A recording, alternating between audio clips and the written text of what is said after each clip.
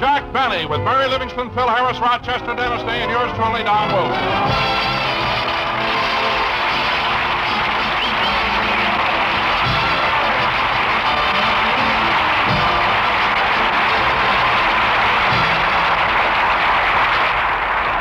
Gentlemen, you all know the exciting story of Kurt Carlson, captain of the Flying Enterprise. But since we can't bring you that hero, we bring you a man who spent 2 days in a leaky canoe on Hollywood and Vine, Jack Benny!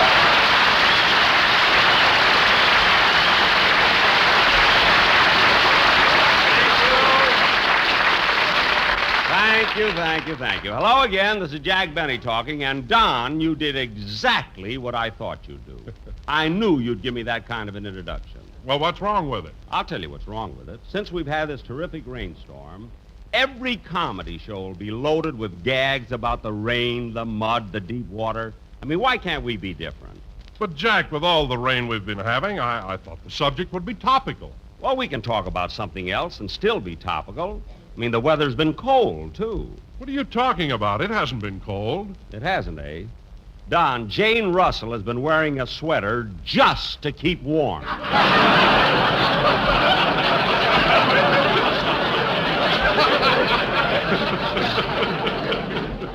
So don't tell me it hasn't been cold, brother. All I know is the other day I got up at 7 o'clock in the morning. What did you say? I say all I know is that the other day I got up at 7 o'clock in the morning, took a long walk in my shirt sleeves. Well, Don, you can do that. You're blubberized. You know what I mean? Jack, if you mean what I think you do, I've got news for you. My doctor said I'm not fat. Your doctor said you're not fat, huh? He said the reason I look this way is because I've got small bones. Small bones, huh? Yes. Don, a fish has small bones, and I've yet to see a halibut with 5 chins.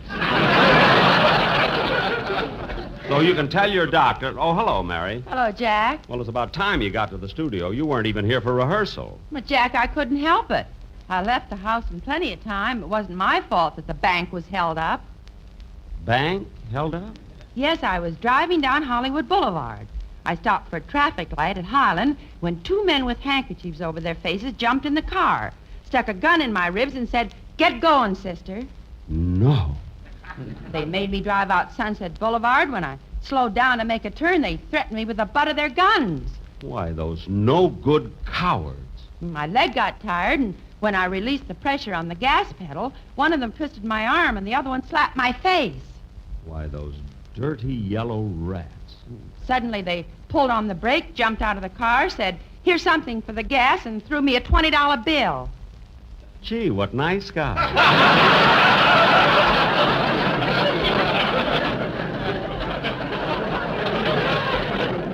I mean...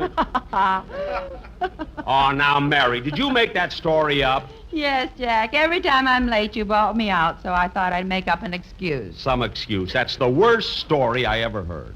How you ever expected anyone to believe such a far-fetched, fantastic story? I'll never... Oh, I'll get it. Hello? Yes, she's here. It's for you, Mary. Oh, thanks. Hello? Yes? Yes, I would. Oh, no, you'll have to do better than that. That's more like it. Thank you. Goodbye. Who was that, Mary? Warner Brothers. They just bought the story. Well, I'll be darned. Anyway, Mary, what was your real reason for being late? Well, Jack, since my car froze 2 weeks ago, it hasn't been running right, and I couldn't get it started. Mary, don't you know to keep your car from freezing, you have to fill your radiator with alcohol? Alcohol? Coming, Mother.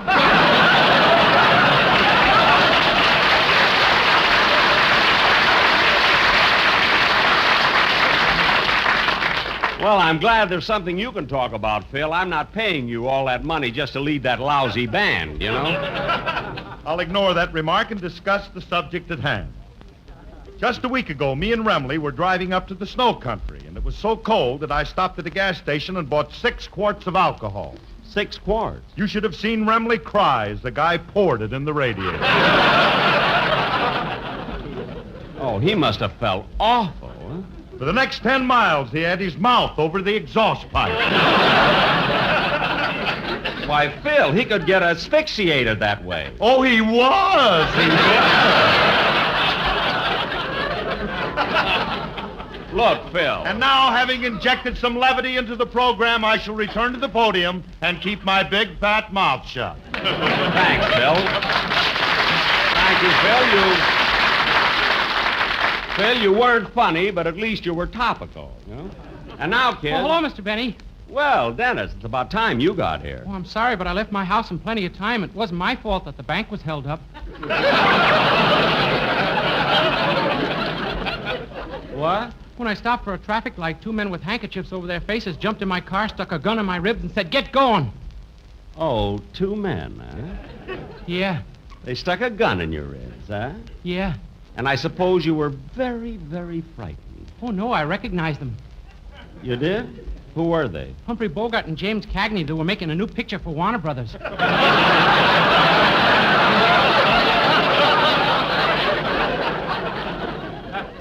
Gee, those studios sure worked fast. Then suddenly they told me to stop the car. They jumped out, threw me a $20 bill for the gas, and kissed me goodbye. Kissed you goodbye? In the original story, a girl did the driving. I know. Then I drove away singing in my Merry Oldsmobile. You were singing? Yeah, they decided to make it a musical. Dennis, come here a minute, will you? Huh? Ouch! Jack, why did you punch Dennis in the nose? I wanted the picture to be in color. Ladies and gentlemen, I really didn't hit Dennis. What you heard was done by the sound man. Isn't that right, Dennis? Yeah, he punched me in the nose. Now, Dennis, I want this program to be a musical, too, so let's have your song. Oh, will you? okay.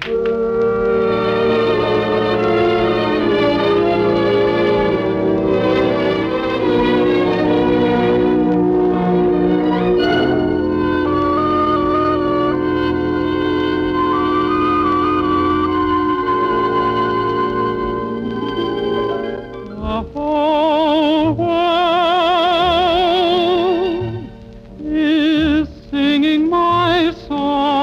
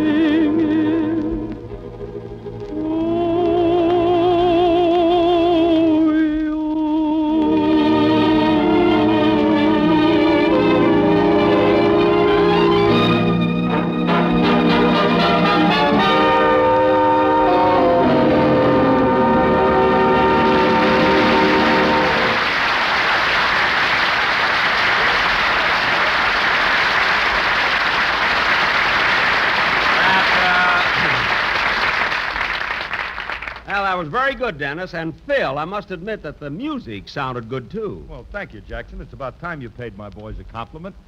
Phil, I compliment these boys any time I feel... Wait a minute, Phil. Huh? I just noticed that Fletcher is back in the band again. Yeah, good old Fletch. Got back 3 days ago. Well, Phil, wait a minute. I thought Fletcher always played a slide trombone. How come he's playing a clarinet? We had to switch him to an instrument he could play with his hands close together. We can't get the handcuffs off.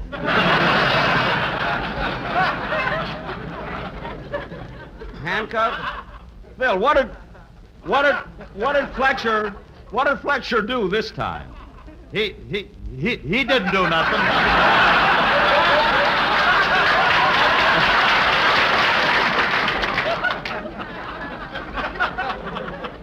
Then why did they take him back to prison? Because they changed wardens, and he's the only one who knows where everything is. Oh, yeah? Then why did they put the handcuffs on? Because they wanted everything to stay where it is. Well, I'm glad I got that straightened out. Say, Phil, how many times has Fletcher been on probation? This is his third semester. Oh, Phil, say that word again, will you? Semester. Say it once more. Semester. You know, folks, at rehearsal, he kept pronouncing it seamstress. Imagine seamstress. A natural mistake for a chap who likes to keep the audience in stitches. Now, cut that out! Now, look, kids, let's stop all this silly talk and get on with the program, because tonight I have a great surprise for you. Surprise? Yes, I got a special guest to appear on our program today and sing the song that I wrote. When you say I beg your pardon, then I'll come back to you. What a song. Oh, yeah? Last week you asked Donna Shore to sing it, and she turned you down. Well, I'm glad she did, because this song is much better for a male vocalist. Don't you think so, Dennis? Call me madam. Oh, stop. Oh, Jack, when will you learn? Last week you tried to get Mary Alonzo to sing it, and he wouldn't touch it. I know, and I'm glad, because now I've really got the best. Well, then, Jack, for heaven's sakes, who did you get? I'll tell you who I got. None other than that inimitable stylist of popular songs, George Burns.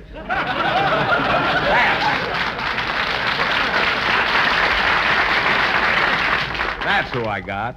George Burns? Burns and Allen? Yes. You mean Sugar Throat? That's exactly who I mean. Well, I think Jack's made a very good choice. George Burns is an excellent singer. What's the matter? You crazy or something? Not crazy. You kids are just jealous because I wrote... Oh, hey, that must be him now. Come in. Yes? I'm the attendant at the parking lot. And I'd like to talk to Phil Harris. Yeah, what is it, fella? I'm having trouble parking your car. Why, what's wrong? Well, every time I step on the starter, the motor sings Sweet Adeline. Just leave it where it is. I'll be out soon. Okay, but what'll I do with a guy who has his arms around the exhaust pipe?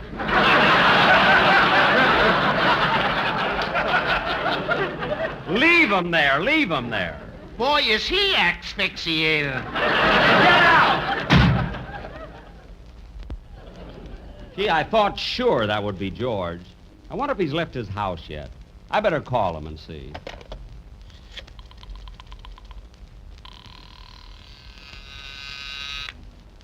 Oh, Mabel, what is it, Geicho?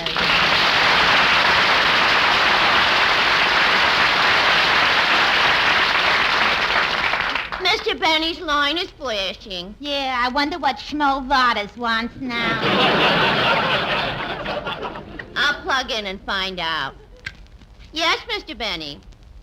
Yeah, just a minute. I'll try and get him. He wants I should get him George Burns. George Burns? I wonder why. Maybe Jack wants him to be a guest on his television show next Sunday. Those two straight men. If it wasn't for Mary Livingston and Gracie Allen, they'd be a couple of bums.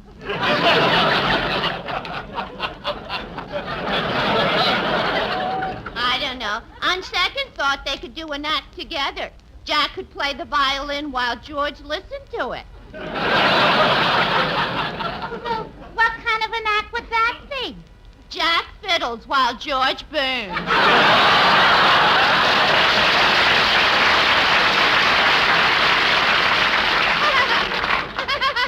I made it funny. Someday I may have my own switchboard.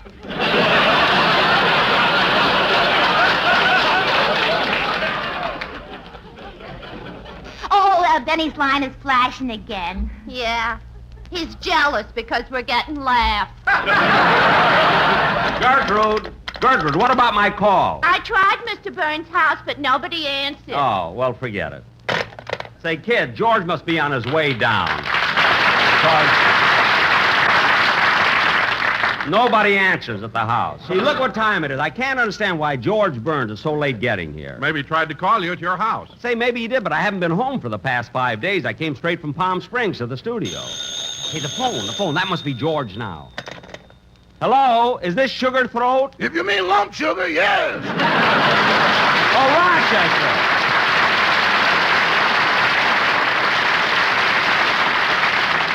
Rochester, what do you want? Well, Friday you called me from Palm Springs to check on the damage the rainstorm did to our house. Now, wait a minute, Rochester. At the start of the program, I told Don Wilson we're not going to do any jokes about the rainstorm. This ain't no joke, boss. What? Our front porch is covered with a foot of mud.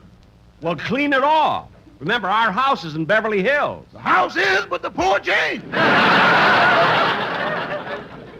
You mean our porch floated away? Where is it now? With the flying Enterprise. What? I stayed with it till the Coast Guard told me to jump.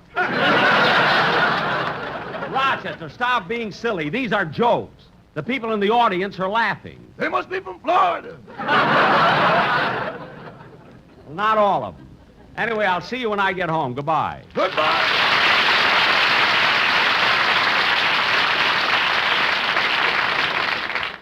Let me see. $5 billion at 6%. Whoops. Gee, this summer I'd be sitting pretty. All that interest beside my unemployment checks. Oh, well, I'll ask Mert. Jack, will you stop dreaming and get on with the show? Yeah, Jackson, let's get going. I gotta leave. What's your hurry? Well, Alice had a new dress made, and she asked me to stop and pick it up at the Semesters. That's Sainsbury! Can't get one thing right. Anyway, we can't get on with the show. Hey, that must be George now. Come in. Well, Jack, I'm here. Hey, kids, it's George Burns. Hey, George.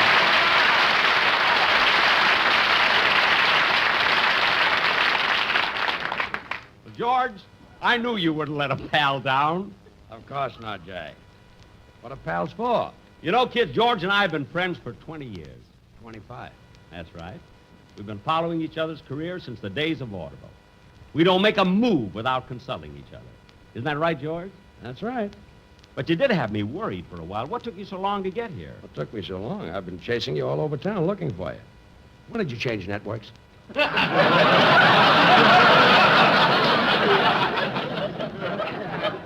When did I change networks? 3 years ago. George Burns, of all people. Jack, don't get mad at him. Remember, he's your pal. Buddies. Now, kids, George came here for one specific reason, and that is to sing my When song. I say I beg your pardon, then I'll come Not back yet, to George. you. Not yet. George, not yet. If you ask me to forgive George, you, George, I'll hold it. return. Wait a minute, hold it. I had a special arrangement made for the Whoa. orchestra. Wait a minute.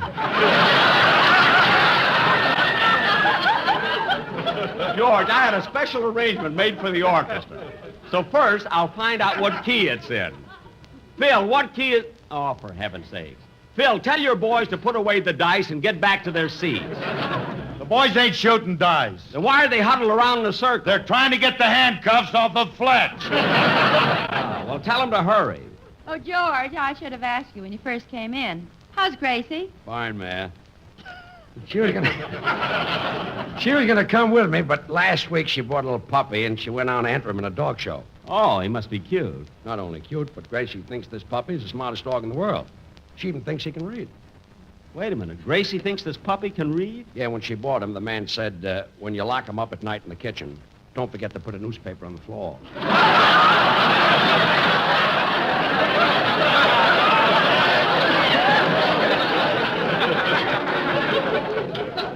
And she thinks he can read? Leaves the light on all night.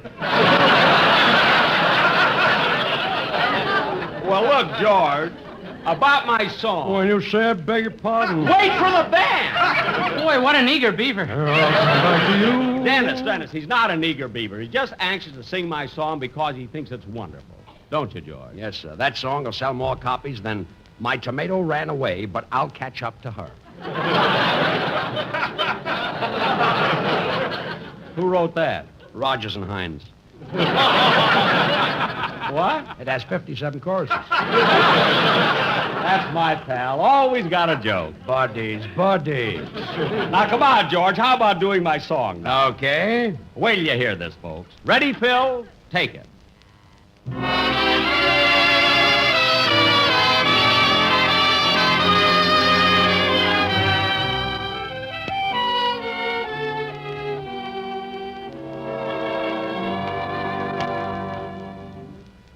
When you say I beg your pardon, then I'll come back to you.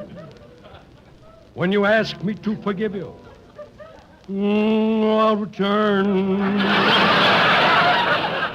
Listen to that voice.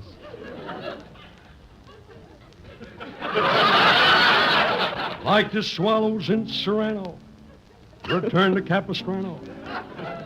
For you, my heart will always yearn. That's my buddy. When you say that you're sorry, then I will understand. 'Neath the harvest moon, we'll pledge our love anew. That's an F sharp. Oh, shut up.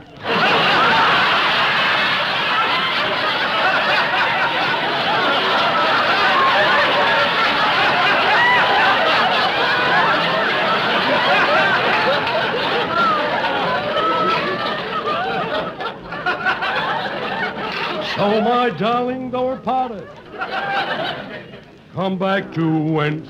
Yes, whence? We started.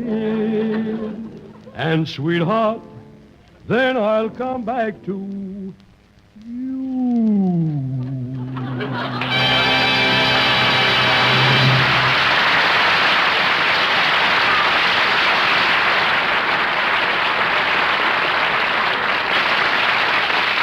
George, that was wonderful. Absolutely When wonderful. I say I beg you. And believe me, you're through with it. Believe me, I'm grateful.